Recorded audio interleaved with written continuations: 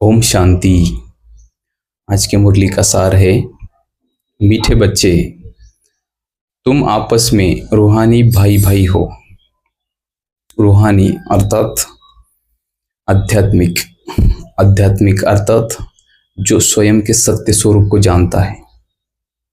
आम तौर पर तो हम उसी को ही खुद को मानते हैं जो हम असलियत में है नहीं।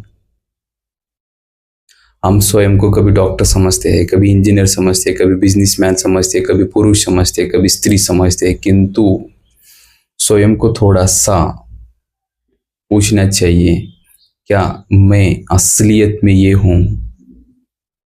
जब हम स्वयं को पूछेंगे तो आंसर कुछ और आएगा। उसी को ही ज्ञान कहते हैं, उसी को ही बोध कहते हैं। इसलिए यहाँ पर बाबा ने कहा है, तुम आपस में रूहानी भाई भाई हो। क्योंकि जिसे यह पता चल चुका है कि हम देह नहीं, हम तो कुछ और है, कुछ और को जानना ही अध्यात्म की शुरुआत है, या ये कहेंगे कि सच्चा अध्यात्म है। इसलिए बाबा ने यहाँ कहा है, तुम आपस में रूहानी भाई भाई हो, तुम्हारा एक दो से अति प्यार होना चाहिए। यहाँ जो प्यार की बात हो रही है वो कोई देह की प्यार की बात नहीं हो रही है। यहाँ जो बात हो रही है वह आत्मिक दृष्टि से होने वाले प्यार की बात हो रही है। रूहानी प्यार हो रहा है यहाँ पर। इसलिए यहाँ पर जो बात कर रहे हैं बाबा, वो कह रहे हैं तुम्हारा एक दो से अति प्यार होना चाहिए। तुम प्रेम से भरपूर गंगा बनो। तुम प्रेम से भरपूर गंगा बनो, क्योंकि गंगा जो है वो कैसी है, भरपूर रहती है और हमेशा देने के लिए रहती है। और गंगा का दूसरा यह भी अर्थ है कि वो ज्ञान का प्रतीक है। इसलिए बाबा ने यहाँ कहा है, तुम प्रेम से भरपूर गंगा बनो।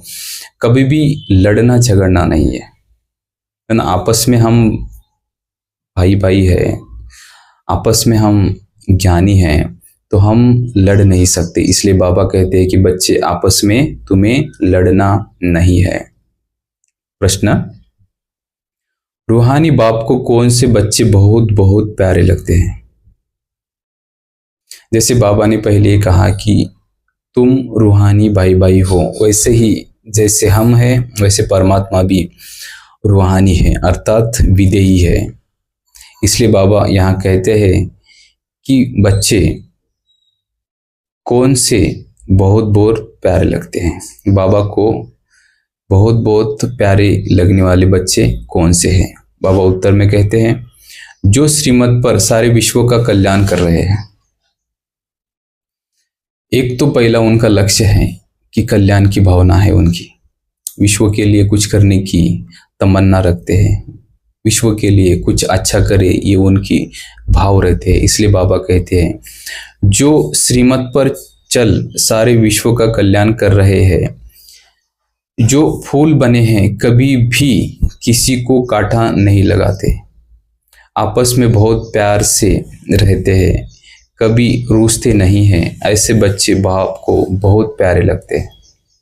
फूल बनकर रहना है, कांटे नहीं लगाना है। यहाँ कांटे का अर्थ कोई स्थूल रूप से कहा गया नहीं। यहाँ कांटे का अर्थ है जो हमारे भीतर जो निगेटिविटी है, हमारे भीतर जो विकार है, हमारे भीतर जो बैठा हुआ अज्ञान है, उससे निकाल कर एक अच्छी दृष्टि से, गुणवान रीति से बाबा यहाँ पर व्यवहार करने के लिए कह रहे हैं।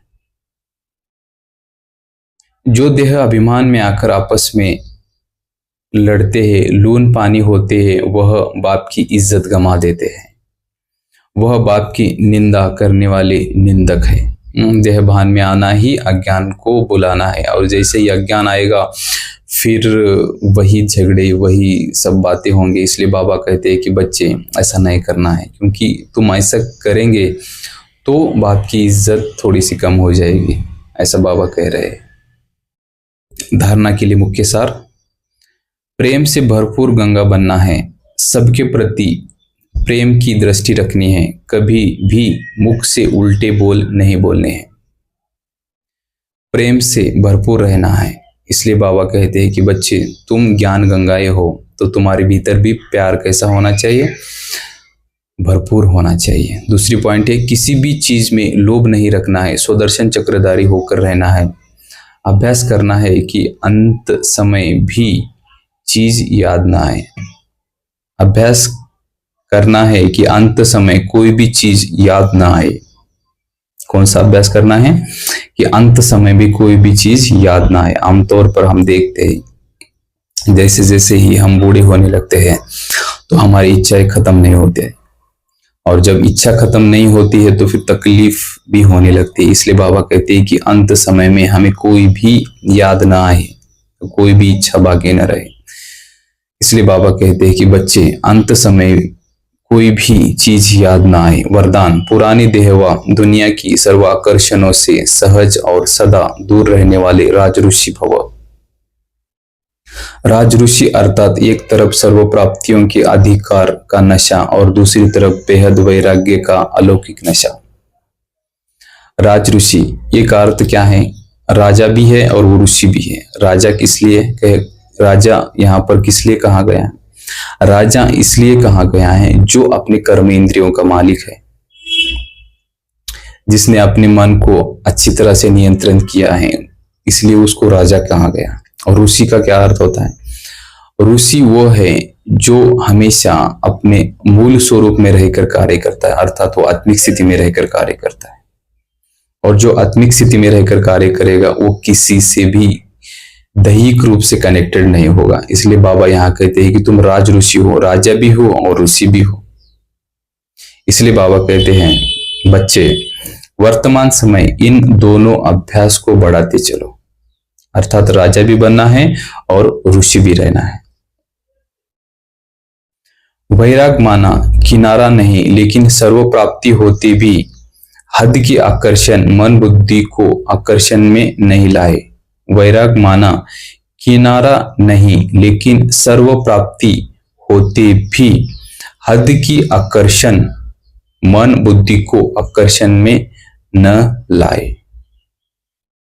वैराग का अर्थ बाबा यहाँ स्पष्ट करते हैं। वैराग वो नहीं है जो छोड़ के जाना। वैराग वो है जो हमें यहाँ पर रहकर ही जो बातें हमें बंधन में लाती है, जो हमें बातें अपने और आकर्षित करते हैं, उस बात से दूर रहना ही सच्चा वैराग है। संकल्प मात्र भी अधीनता न हो, इसको कहते हैं राज ऋषि अर्थात बेहद के वैरागी। यह पुरानी देह व देह की पुरानी दुनिया, व्यक्त भाव, वैभवों का भाव, इन सब आकर्षणों से सदा सहज दूर रहने वाले।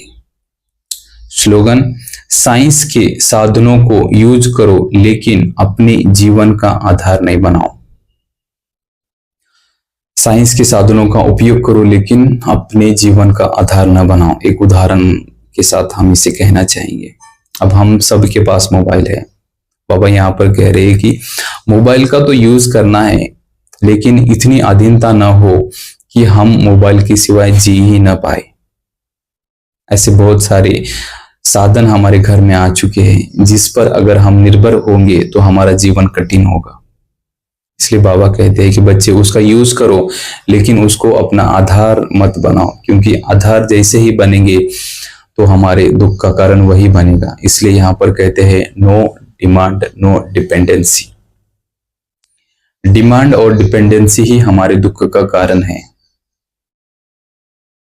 क्योंकि बहुत ज्यादा डिमांड ही हमारे दुख का कारण बन जाता है। इसलिए बाबा कहते हैं कि बच्चे, आधार किसी का ना हो, आधार सिर्फ एक सत्य का हो, और वही सत्य हमें अपने सत्य मंजिल तक पहुंचाएंगे, हमें अपने अंतिम मंजिल तक पहुंचाएंगे। इसलिए बाबा कहते हैं कि बच्चे, साइंस के साधनों को यूज करो लेकिन अपने जीवन का आधार नहीं बनाओ। अच्छा, ओम शांति।